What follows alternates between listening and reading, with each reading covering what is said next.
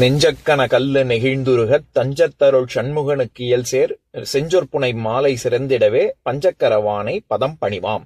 எல்லோருக்கும் வணக்கம். இன்னைக்கு நம்ம அருணகிரிநாதர் அருளிய கந்தர் அனுபூதியில 9வது பாடல் பார்க்க போறோம்.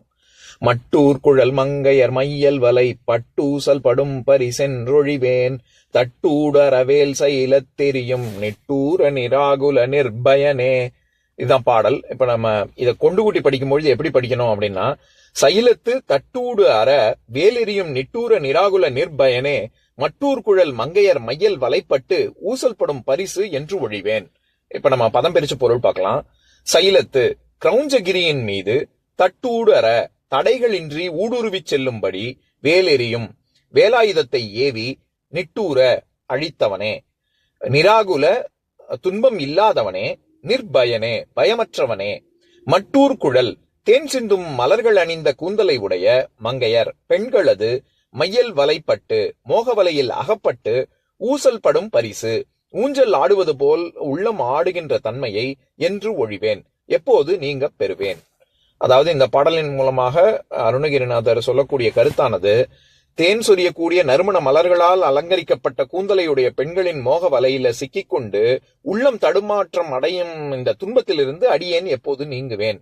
தடைகள் எதுவுமின்றி கிரௌஞ்ச மலையை ஊடுருவி செல்லும்படி வேல்படையை எரிந்த வலிமையுடையவரும் துன்பமும் பயமும் அற்றவருமான திருமுருகப் பெருமானே அப்படின்னு முருகனிடம் வேண்டுகிறார். இப்ப நான் எல்லா பாடல்களும் சொல்ற அதே விஷயம்தான் இங்கேயும். நம்ம ஏதோ அருணகிரிநாதர் முருகனின் அருள் பெற்றதுக்கு அப்புறமா இவர் பெண்களின் மோக வலையில இவர் சிக்கி தவிக்கிறாரு அப்படின்னு அர்த்தம் பண்ணிடக்கூடாது. இது நான் அவருக்கு இந்த மாதிரியான ஒரு சிற்றின்பத்தின் மேலாம் ஒரு நாட்டம் கிடையாது. நமக்காக அவர் கேட்கிறாரு. இந்த மாதிரியாக உலக லௌகிக விஷயத்துல மக்கள் எல்லாம் துன்பப்படுகிறார்களே, இதற்கு நீங்கள் தான் அருள வேண்டும் அப்படின்னு நம்ம சார்பா அவர் கேட்கிறாரு அப்படின்னு தான் புரிஞ்சுக்கணும். இப்ப இதுல சில நுட்பங்கள் இருக்கு, அதை நம்ம பார்க்கலாம். அதாவது சைலத்து அப்படின்னா, சைலம் அப்படின்னா சமஸ்கிருதத்துல ஷைல அப்படின்னாலே அது மலை அப்படின்னு அர்த்தம். நம்ம வெங்கடேச சுப்ரபாதத்துல வெங்கடேச ஸ்தோத்திரம் பல இடங்கள்ல வருது. அதுல ரொம்ப பிரதானமாக வெங்கடேச ஸ்தோத்திரத்துல முதல் ஸ்லோகம், கமலா குச்சுக்க குங்குமத்தோ நியதாருணிதா துல நீலதனோ கமலாயதனோ லோச்சன லோகபதே விஜயீ பவ வெங்கட சைலபதே. வெங்கட சைலபதே அதாவது திருப்பதி மலையில் இருக்கும் தலைவனே, அந்த மலையின் தலைவனே, சைலபதே அப்படின்னு வருது இல்ல, அப்படின்னு வர்றதா இருக்கட்டும். இல்லாட்டி சைலஜா, பார்வதிக்கே சைலஜா மலைமகள் அப்படிங்கறதுனால அந்த சைல அப்படிங்கிற சொல் தான் தமிழ் படி அருணகிரிநாதர் சொல்றாரு. இந்த இடத்துல சைலம் அப்படிங்கிறது எந்த மலையை குறிக்குது? கிரௌஞ்சகிரி மலையை வேலாயுதத்தை கொண்டு எரிஞ்சு அதை தகர்த்துனார்ல, அதனால இந்த இடத்துல கிரௌஞ்ச மலையைத்தான் குறிக்குது. தட்டு ஊடு அற செல்லும்படி, தட்டுதல் அப்படின்னாலே தடைபடுதல் அப்படிங்கிற பொருள் இருக்கு. அதுவும் நம்ம ஏற்கனவே பார்த்திருக்கோம். அதாவது தலை தட்டுது அப்படின்னு சொல்லுவாங்கல்ல, ஓசை நயம் குறையுது. இப்ப அந்த தத்தகாரத்துக்கு சரியா வார்த்தை உட்காரலன்னா தலை தட்டுது பாருங்க அப்படின்னு சொல்லுவாங்க. அந்த இடத்துல தடைபடுது அப்படிங்கிற பொருள். அதே மாதிரிதான் இங்கேயும் தட்டு ஊடு அற அப்படின்னா தடைகள் எல்லாத்தையும் சுக்கு பொன்னூரா பொடி பொடியாக ஆக்கும் விதத்தில் வேலெறிந்த முருகப்பெருமானே அப்படின்னு.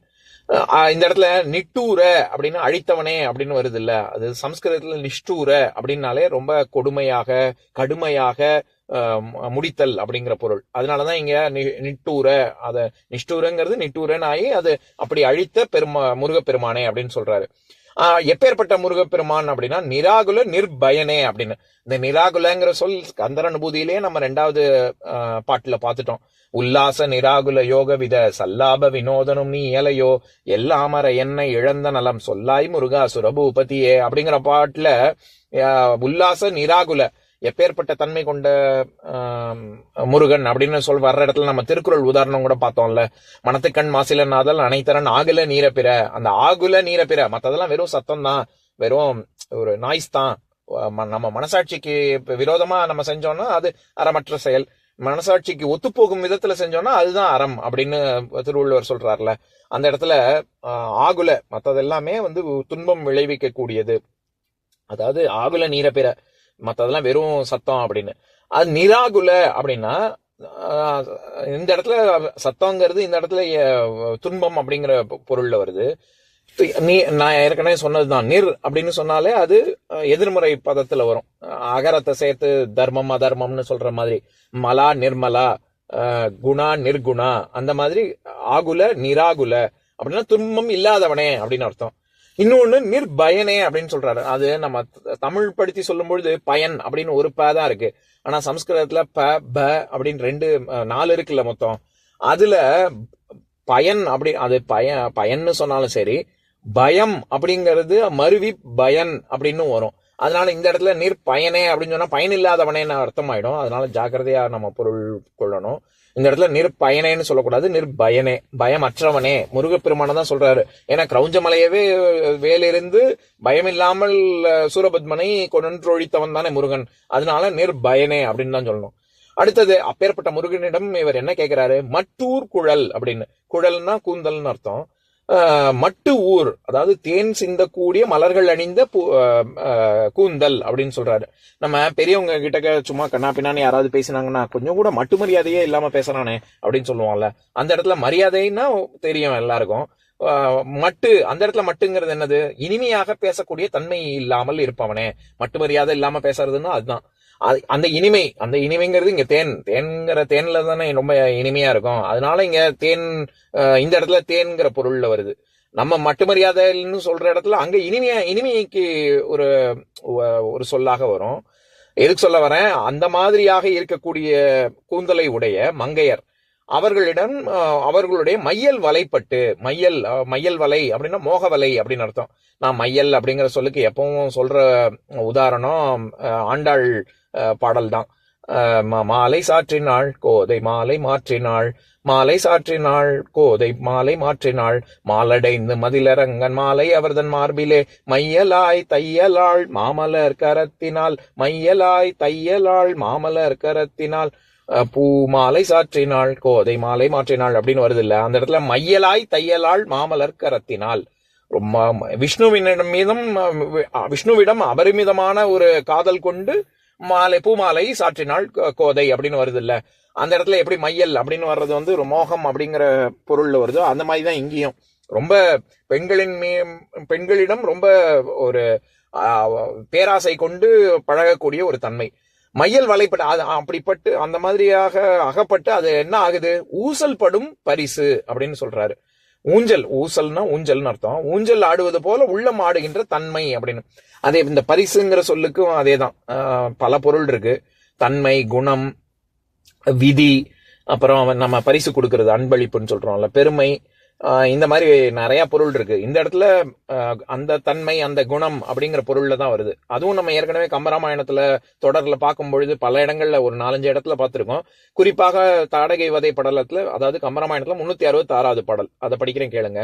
அங்கு இறைவன் அப்பரிசு உரைப்ப அதுகேளா கொங்கு உரை நரை குலமலருக்கு குழல் துளக்கா எங்கு உரைவது இத்தொழில் இயற்றுபவள் என்றான், சங்கு உரை கரத்து ஒருதனி சிலை தரித்தான் அப்படிங்கிற பாடல்ல அந்த தன்மையில் அங்கு இறைவன் அந்த மாதிரி அவங்க விஸ்வாமித்திரர் அந்த தன்மையில பேசி கொண்டு இருக்கும் பொழுது ராமன் இவ்வாறாக உரைத்தான் அப்படின்னு அந்த இடத்துல அப்பரிசு உரைப்ப அப்படின்னு வருது இல்ல. அந்த இடத்துல வரும்போதே நான் சொல்லியிருப்பேன், பரிசுங்கிறது தன்மை, குணம் அப்படிங்கிற பொருள் அப்படின்னு. அந்த பொருளும் இருக்குன்னு. அந்த மாதிரிதான் இங்கேயும் வருது. அது என்ன தன்மை? ஊஞ்சலுடைய தன்மை என்ன? முன்னாடியும் முன்னாடியும் போயிட்டு வர்றது. அதாவது நம்ம ஆன்ம பாதையில முன்னேறணும் அப்படின்னு நம்ம முன்னாடி போவோம், சிற்றின்ப வலையில சிக்கி கொண்டு பின்னாடி போவோம், முன்னாடி போவோம் பின்னாடி போவோம். இந்த மாதிரியாக நம்ம போய்கொண்டே இருக்கோம்ல. அதைத்தான் அவர் ஊசல் படும் பரிசு அப்படின்னு சொல்றாரு.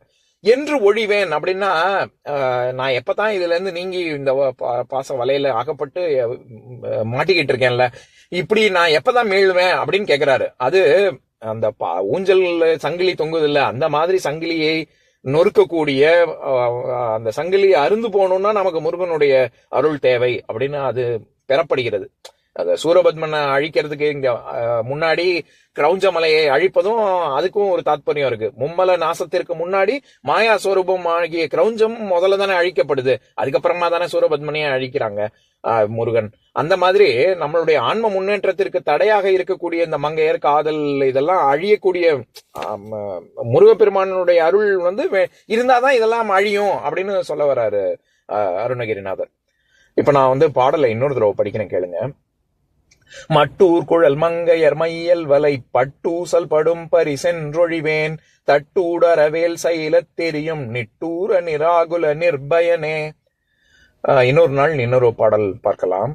உருவாய் அருவாய் உளதாய் இலதாய் மறுவாய் மலராய் மணியாய் ஒளியாய் கருவாய் உயிராய் கதியாய் விதியாய் குருவாய் வருவாய் அருள்வாய் குகனே.